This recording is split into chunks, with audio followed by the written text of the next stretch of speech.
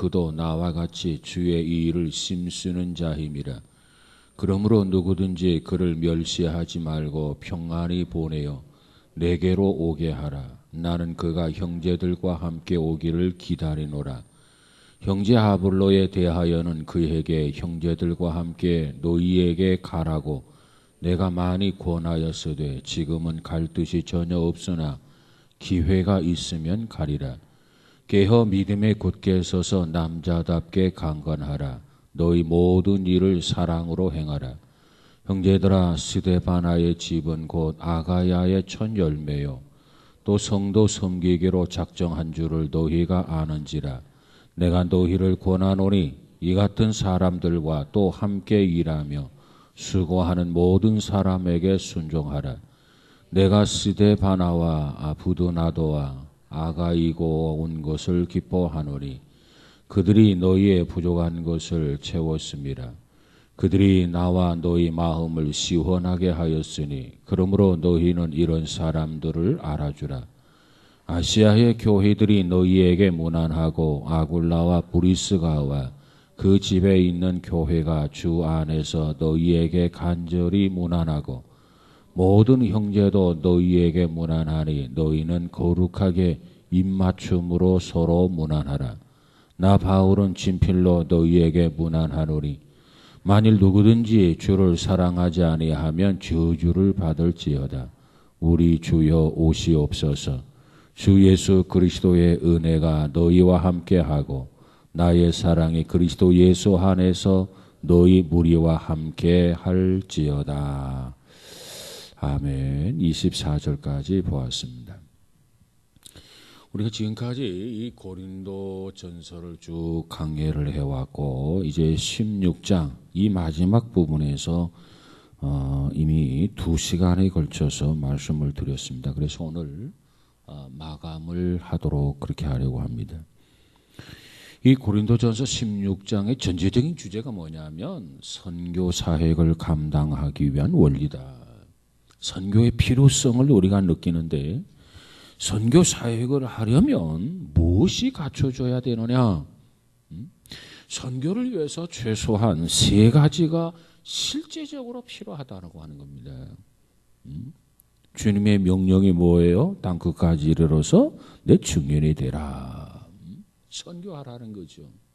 하나님 나라를 확장하라는 거죠. 그래서 이와 같이 하나님 나라 확장을 위해서 선교를 위해서는 3가지가 실제적으로 필요하다. 첫 번째로 실제적으로 필요한 게 뭐냐면 바울은 여기서 연보, 돈에 대해서 언급을 합니다. 헌금이라고 말하죠. 헌금. 아무리 기도만 해도 선교가 안 돼요. 물질적인 이 연보, 이 헌금이 지원되지 아니하면 안 된단 말이에요. 왜 그러냐면 여러분 이 선교사들이 손가락 빨고 살 수가 없어요.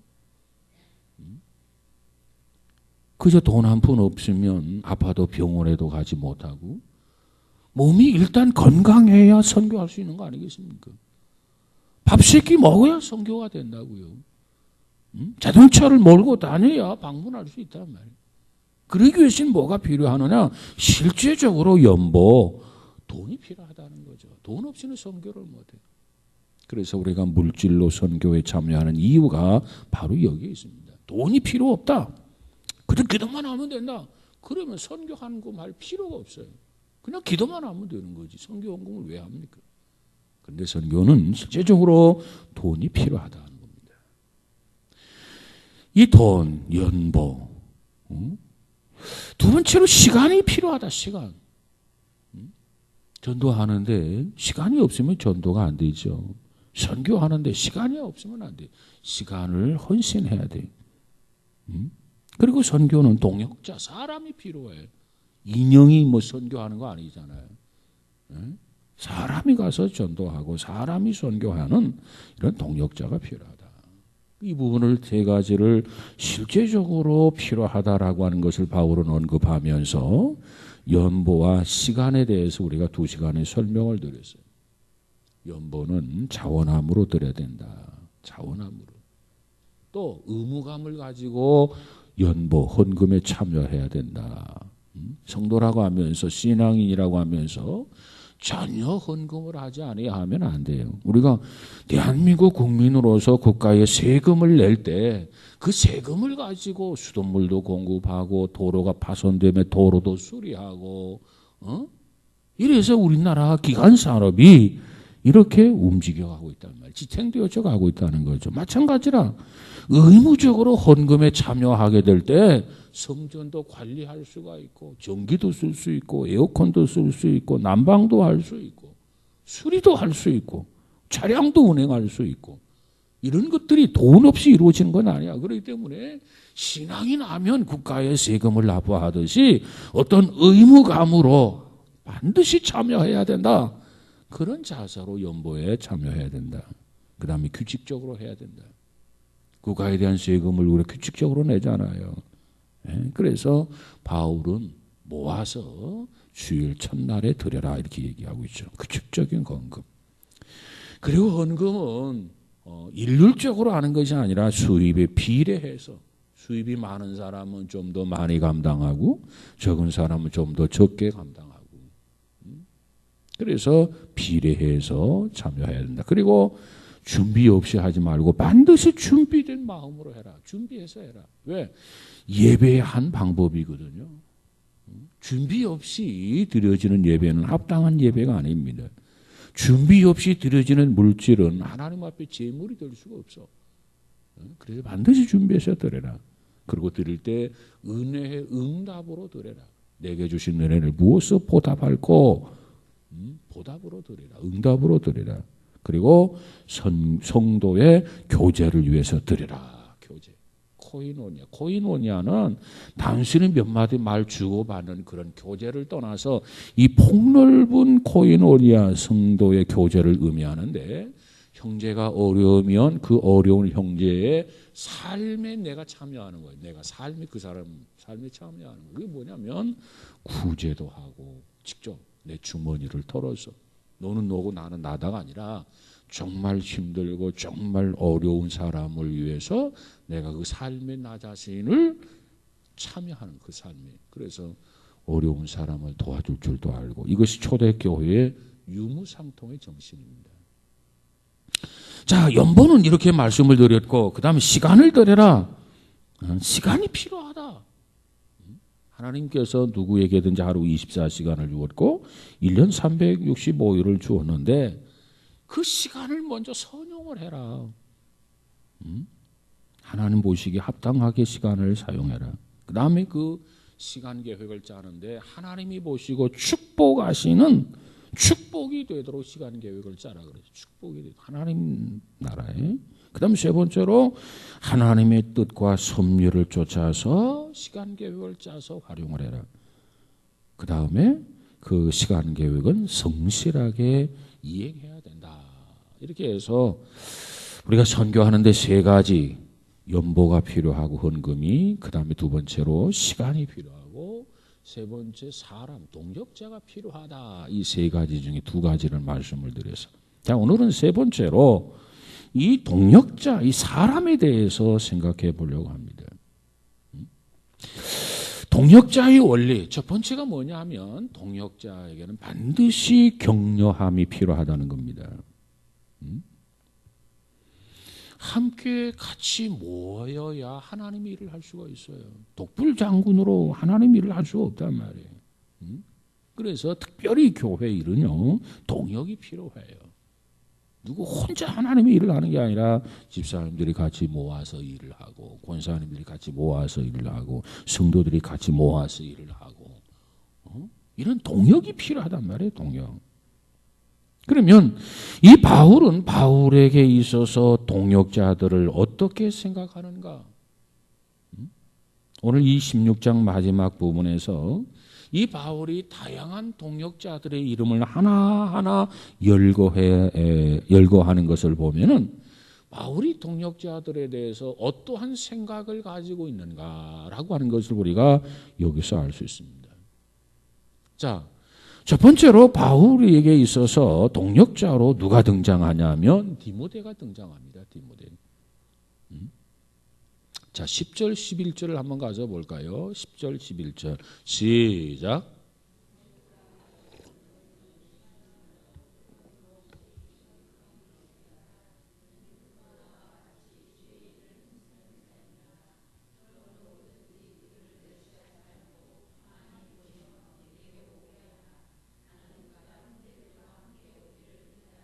네. 자, 이 고린도 교회를 향해서 바울이 편지를 쓰면서 디모데가 이러거든요. 왜? 디모데는 아주 나이가 어리거든요. 그러니까 어떻게 보면 이 고린도 교인들이 디모데를 이렇게 가볍게 볼 수가 있어요. 그런 차원에서 이 바울은 동역자 디모데를 고린도 교인들에게 잘 대접하라고 당부하는 거죠. 디모데가 이르기든 너희는 조심하여 저로 두려움 없이 너희 가운데 있게 하라. 이는 저도 나와 같이 주의 일을 힘쓰는 자임이라. 그러므로 누구든지 저를 멸시하지 말고 평안히 모여 내게로 오게 하라. 나는 저가 형제들과 함께 오기를 기다리노라. 이 디모데는 사도 바울에게 있어서 영적 아들과 같은 그런 존재였습니다. 영적 아들. 그래서 처음에는 아들아 이렇게 표현을 썼어요. 그런데 이렇게 아들이라고 하는 표현을 쓰다가 나중에는 바울이 디모데를 뭐라고 하느냐? 아들아라고 하는 말을 쓰지 아니하고 형제 디모데라는 말을 쓰게 됩니다. 형제 디모데. 이 용어 칭호의 변화가 왔어요. 아들아 하다가 형제 디모데라는 말로 칭호의 변화가 왔단 말이에요. 이 칭호의 변화는 무엇을 의미하느냐? 이 바울 역시 디모데를 처음 생각했을 때는 아주 연소하게 여기고 그저 아들이라고 생각을 했다는 거죠. 그런데 시간이 지나면서 디모데가 이렇게 성장해 가는 거예요. 성숙해져 가는 거예요. 그래서 이제는 자라나서 사도 바울에게 동역자가 됐다는 겁니다. 동역자. 그렇기 때문에 바울은 이제는 디모데를 아들로 연소하다 어리다 이렇게 인정하지 아니하고 동역자로 인정을 해서 형제 디모데는 이렇게 표현을 해준 거예요. 그러니까 디모데가 성장했다라고 하는 것을 이제는 인정하고 디모데가 나의 동역자다 그런 의도이죠. 아직도 사실 디모데는요 젊습니다. 아직도 나이가 어립니다. 연소합니다. 그래서 디모데에게 편지할 때 디모데서에 보면은 누구든지 내 연소함을 업신여기지 못하게 하라 그랬어요. 그러면서 또 한편 디모데를 영접해 주라 이렇게 이야기합니다. 그러면서 저를 멸시해서는 안 된다. 저를 평안히 보내어 내게 오게 하라. 이렇게 바울이 고린도 교인들, 지도자들에게 특별히 강조하고 있는 모습을 우리가 여기서 볼 수 있습니다. 그러니까 처음에는 아들아 이렇게 좀 어리게 칭호했던 바울이 이제는 형제라고 하는 칭호가 바꿔진 것을 보면은 이제 디모데는 나의 동역자다 바울이 그렇게 인정하고 그리고 디모데를 소중히 여기는 그 마음을 우리가 여기서 읽을 수가 있습니다. 그래서 이 바울의 동역의 원리 가운데서 격려라고 하는 중요한 원리를 우리가 여기서 발견할 수 있습니다. 격려. 여러분 우리 주변의 사람들을 보면은 나보다 어리다고 해서 무시하는 경우가 있을 수 있어요. 특별히 이 목회자들에 대해서 교인들이 가볍게 대할 수가 있어요. 그건 하나님이 기뻐하는 일이 아닙니다.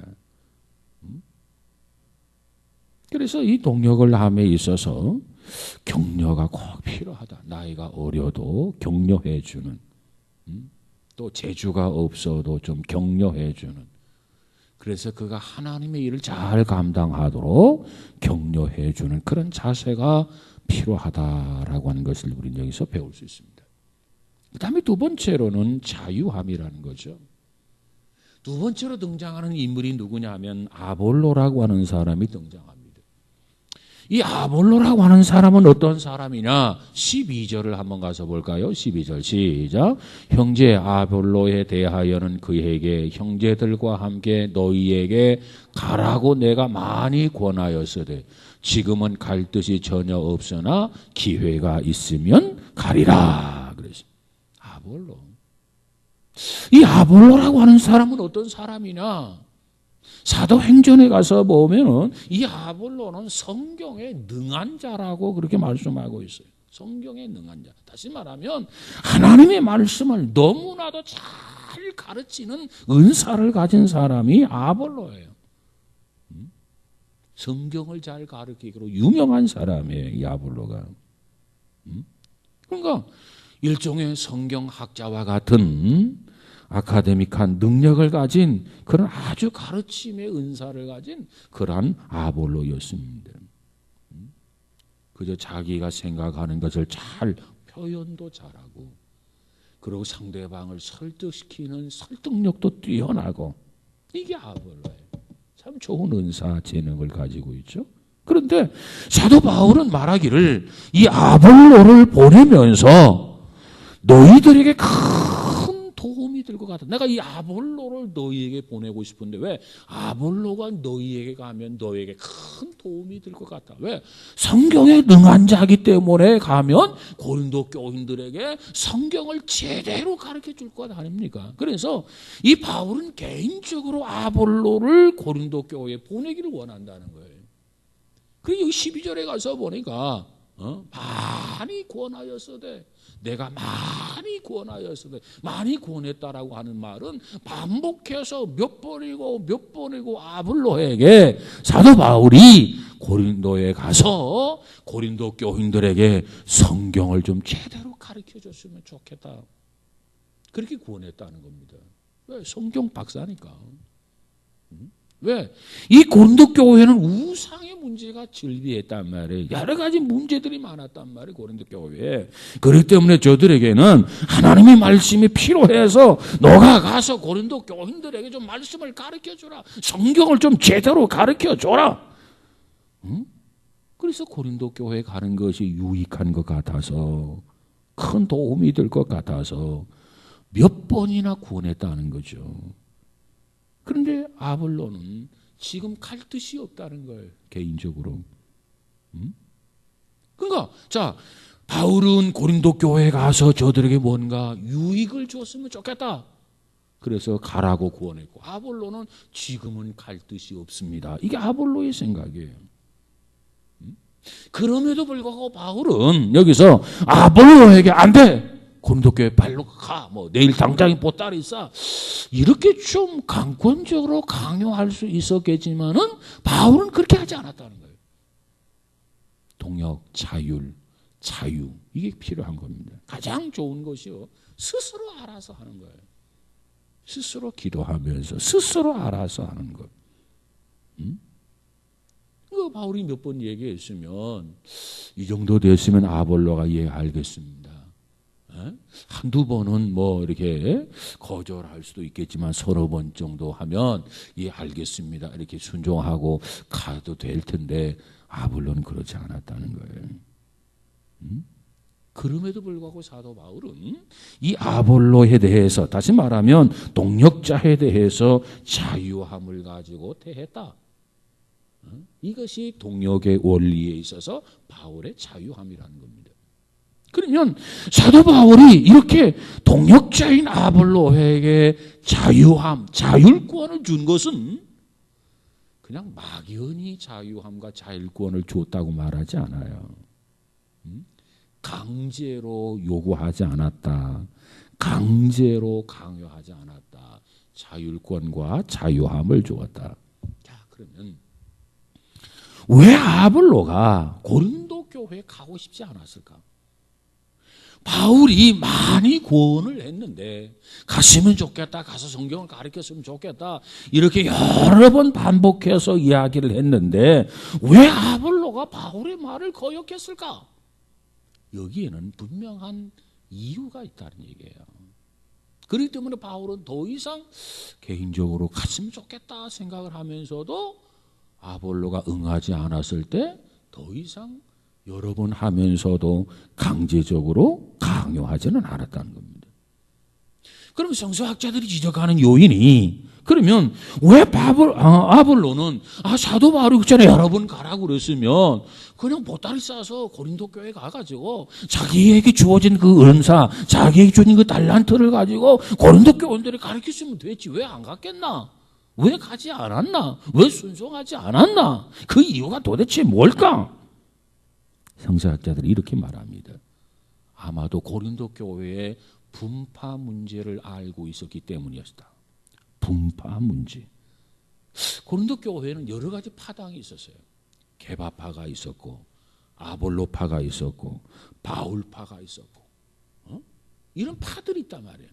그러면 베드로가 나를 따르는 사람 이리 와라 해가지고 베드로 중심 베드로가 어떤 파를 만들었느냐? 그게 아니에요. 베드로를 좋아하는 사람들끼리 베드로의 의견과는 관계없이 야 우리는 게바파다 이렇게 파당을 만드는 거예요. 역시 아볼로도 마찬가지라. 아볼로가 나 좋아하는 사람 이리 모여라 해가지고 아볼로파를 고린도 교회에 만든 게 아니라 나는 아볼로가 좋다. 아볼로는 성경에 능한 자더라. 성경을 어떻게 잘 해석하는지 아볼로의 말을, 설교를 듣고 강론을 들으면 그 말이 쏙쏙 내 마음이 들어오더라. 그래가지고 나는 아볼로를 좋아해 해가지고 자기들끼리 아볼로파를 만들었단 말이에요. 그런가 하면 나는 사도 바울파다. 나는 바울을 좋아한다. 바울이 가가지고 뭐 선동해서 파당을 지은 게 아니라 고린도 교인들이 나는 바울을 좋아한다. 바울 좋아하는 사람 이리 모여라. 그래서 자기네들끼리 고린도 교회 이렇게 파당을 만들었단 말이에요. 자, 이렇게 게바파가 있고 이렇게 아볼로파가 있었고 이렇게 바울파가 있었는데 거기에 사도 바울이 지금 아볼로에게 네가 성경에 능한 자니까 네가 고린도 교회 가가지고 성경을 가르쳐주면 정말 고린도 교회 유익함이 있을 것 같아. 가서 좀 가르쳐주라 몇 번 권했지만 아볼로 생각은 만약에 내가 고린도에 가게 되면 오히려 자기 팔을 더 강화시키는 결과를 초래하지 않을까? 이 교회 안에 파당이 있는 건 좋지 않아. 비성서적이라. 그러니까 아볼로는 생각하기를 내가 지금 가면 아볼로 팔을 더 강화시키는 그런 역효과가 날 것 같다. 그래 지금은 아닌 것 같습니다. 하는 그 생각을 아볼로가 가지고 있는 거예요. 뭐 불순종하고 싶어서 불순종하는 게 아니고 그러니까 사도 바울도 그래 그 말이 맞기는 맞다. 그러나 바울도 그럼에도 불구하고 가서 고린도 교인들에게 말씀을 가르쳐주는 거 좋지 않겠나. 그래서 바울도 구원은 했지만 명령은 하지 않았다는 거예요.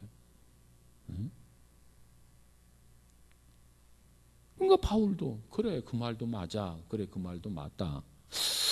그럼에도 불구하고 가는 것이 더 좋을 것 같다. 아닙니다, 선생님. 지금은 때가 아닙니다.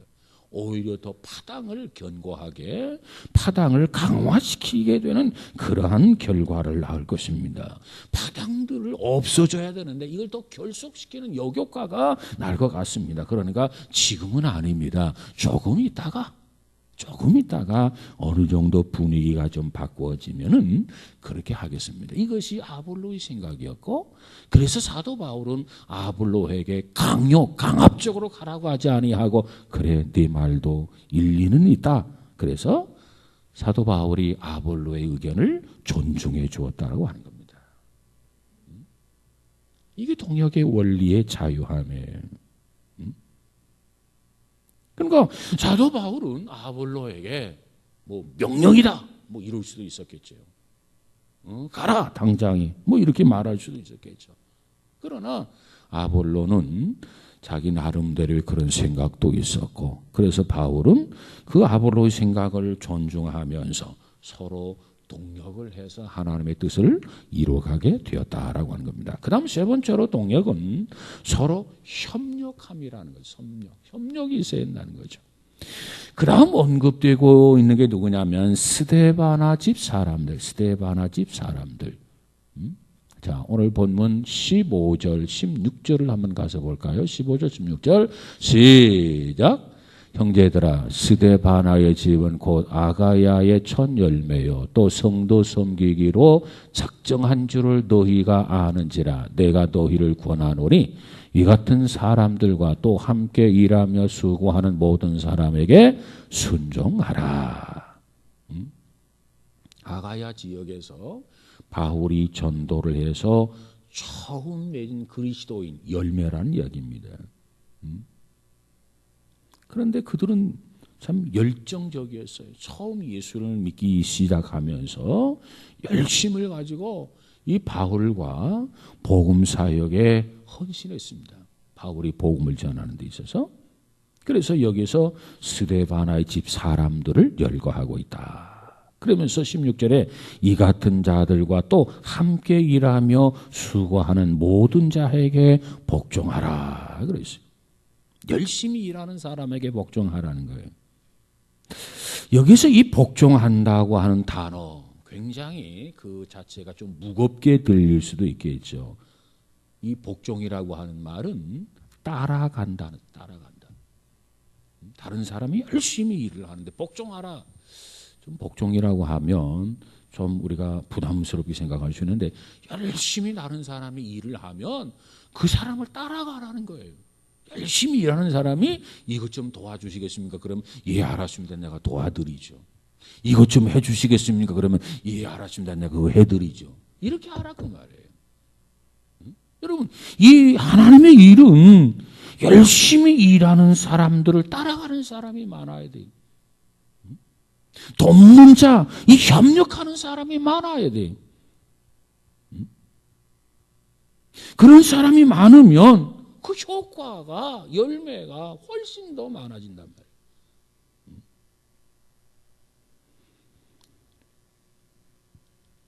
특별히 교회 안에서 어떤 일을 하게 될 때, 봉사하게 될 때 협력자, 협조자, 따라가는 사람이 많아야 되는데 어떤 경우는 그렇지 못한 경우가 없지 않아 있어요. 뒤에서 비웃고 조롱하고 콧방귀 끼고 왜 그렇게 설쳐? 뭐 자기만 잘났나? 뭐 여러 가지 하면서 시기 질투하면서 따라가는 것이 아니라 오히려 회방 넣는 사람들이 많아. 이건 동역자가 아니에요. 그래서 사도 바울은 여기에서 어떤 하나님의 일을 함에 있어서 동역자들로서 협력이 중요하다. 이것을 바울은 지금 강조해 주고 있습니다. 특별히 여기 재미있는 말이 있는데 18절 한번 읽어볼까요? 시작. 그들이 나와 너희 마음을 시원하게 하였으니 그러므로 너희는 이런 사람들을 알아주라. 그랬어요. 시원하게 준다. 열심히 수고하는데 시원하게 해주는 사람이 있는가 하면 그렇지 못한 사람은요 열심히 일을 하는데 찬물을 끼얹는 사람이 있어요. 그래서 뭔가 땀을 흘리고 일하는 사람들의 그 수고를 좌절시키는 사람, 그래서 봉사하다가 시험에 들게 만드는 사람, 이런 사람들이 없지 않아 있어요. 근데 오늘 본문 18절에 가서 우리가 그들은 나와 너희 마음을 시원하게 하였으니 그래서 우리는 무엇보다도 수고하는 사람들을 격려할 줄 알아야 된다. 격려. 그리고 또로 협력해야 된다. 핀잔을 주기보다는 서로 수고하는 것을 알고 격려하고 또 협력하는 그런 자세. 그럴 때 그 일이 더 좋은 결과, 열매를 맺게 된다라고 하는 것을 본문 18절에서 설명해 주고 있습니다. 자, 그 다음에 이제 네 번째로 동역의 원리에서 서로 연결시켜 주시는 그 원리를 설명해 주는데 마지막으로 몇몇 사람들을 언급하고 있죠. 자, 19절에 가서 보면 한번 읽어봅시다. 19절 시작. 아시아의 교회들이 너희에게 문안하고 아굴라와 브리스가와 그 집에 있는 교회가 주 안에서 너희에게 간절히 문안하고 그래서 자, 여기 보니까 아굴라와 브리스길라와 같은 사람에게 문안을 전하고 있습니다. 그러니까 바울은 계속해서 사역자들을 연결시키고 있다는 거죠. 자꾸 봉사하면서 봉사자를 세우고 일꾼들을 키우고 이것이 필요해요. 그래서 이 동역이라고 하는 것은 나 혼자 뭘 다 한다가 아니라 일할 수 있는 사람들을 계속해서 키워내는 그러한 동역이 필요하다는 겁니다. 자, 우리가 지금까지 네 가지 원리를 같이 생각해 봤어요. 네 가지. 동역에 있어서 네 가지. 첫 번째 무슨 원리가 있다고요? 격려의 원리. 격려함이 필요하다. 격려가 필요하다. 이 동역함에 있어서 반드시 서로가 서로를 격려해 주는 그런 자세가 필요하다. 그 다음에 두 번째로 바울에게서 배울 수 있는 동역은 자유함, 자율권, 스스로 알아서 잘할 수 있는 그런 동역이 필요하다. 그 다음에 세 번째로는 협력이 필요하다. 반드시 돕는 자가 돼야 된다. 따라가 줘야 된다. 회방자가 아니라 특별히 교회 안에서 협력하지 아니하며 시험에 들어요. 주의 일을 하다가 따라가 주지 아니하면 도와주지 아니하면 반드시 반대의 의견으로 돌출되게 된단 말이에요. 비웃게 되고 말 한마디라도 꼴깝게 하고 그러다 보면은 상처 입게 된다. 그리고 연결함. 계속해서 사람을 길러내는 그와 같은 자세. 이것이 하나님 나라를 확장하는 그런 동역에 필요한 원리들이다. 이렇게 말씀을 드릴 수 있습니다. 고린도 교회가 어느 교회보다도 많은 문제를 내포하고 있었어요. 그런데 이와 같이 우리가 고린도 전서를 공부한 것처럼 이 바울은 하나하나의 문제들을 다 극복해 나갑니다. 그 문제들 하나하나 다 해결해 갑니다. 그래서 고린도 교회가 어느 교회보다도 문제가 많은 교회였지만은 그 고린도 교회가 이와 같이 문제를 극복하고 문제를 치유해서 가장 건강한 교회로 세움을 받는 그런 교회 모습을 우리가 고린도 전서를 통해서 보게 됩니다. 아무쪼록 이 고린도 교회의 비전과 회복이 우리 한국 교회가 크고 작은 문제가 있지만 이처럼 하나하나 해결하고 극복해 나가고 또 우리 교회도 역시 크고 작은 문제가 있지만 그러나 극복하고 해결해 감으로써 한국 교회가 건강해지고 우리 교회가 더 건강해지는 내일의 모습이 바로 고린도 교회의 모습처럼 되었으면 하는 것이 저의 생각입니다. 아무쪼록 기도하면서 많은 동역자가 나와서 하나님의 큰 뜻을 이루어가는 우리 모두가 다 되시기를 주의 이름으로 축복합니다. 기도하십시다. 하모니카 동호회에서 감사한 분 드렸습니다. 거룩하신 하나님 감사합니다. 하나님께서 세운 특별히 고린도 교회가 정말 여러 가지 문제를 안고 있었지만 바울은 기도하면서 이 고린도 교회를 하나하나 수습하고 극복하고 해결해 가면서 건강한 교회 모습으로 달라지는 고린도 교회의 모습을 보게 됩니다. 오늘 우리 한국 교회와 우리 안양중앙교회가 정말 여러 가지 문제를 극복해 나가면서 건강하고 하나님 보시기에 합당한 교회로 세움받는 그런 한국 교회와 우리 안양중앙교회가 되도록 축복하여 주옵소서. 그러기 위해서는 우리 각자가 어떤 문제를 내포하고 있는지, 나에게 고쳐져야 할 부분은 무엇인지 스스로 기도하는 가운데 깨달음을 갖게 하시고 기도하면서 하나님의 간섭과 하나님의 역사로 인하여서 우리 자신들이 변하여 새 사람 되어지는 귀한 은혜가 있어지게 하옵소서. 우리 교회는 봉사자를 위해서 기도하고 협력하고 따라가주고 서로 도와주는 많은 손길들이 필요합니다. 하나님께서 친히 역사하셔서 내가 해야 할 일인데 내가 하지 못하는데 저 집사님이 하시는구나, 권사님이 하시는구나, 참 다행스럽다, 참 잘하신다. 그러면서 오히려 축복하고 하나님의 평안을 빌어줄 수 있는 그런 성도들이 다 되도록 주님 역사하여 주옵소서. 특별히 이 시간은 하모니카 동호회에서 주 앞에 귀한 물질을 드렸습니다. 주님 이 물질을 받아주시고 저들이 어떤 곡을 배우든지 하나님을 알아가는 그런 계기가 될 수 있도록 축복하여 주옵소서. 성령께서 저들을 간섭해 주셔서 우리 교회에서 연습하고 배움 과정을 통해서 하나님을 깨닫고 발견할 수 있도록 주께서 주장하여 주옵소서. 날씨가 무덥습니다. 특별히 장마철이 되었습니다. 하나님이여 우리의 건강을 잃지 않게 하시고 여러 가지 피해가 생기지 아니하도록 하나님께서 지켜 주옵소서. 예수님 이름으로 기도하옵나이다. 아멘.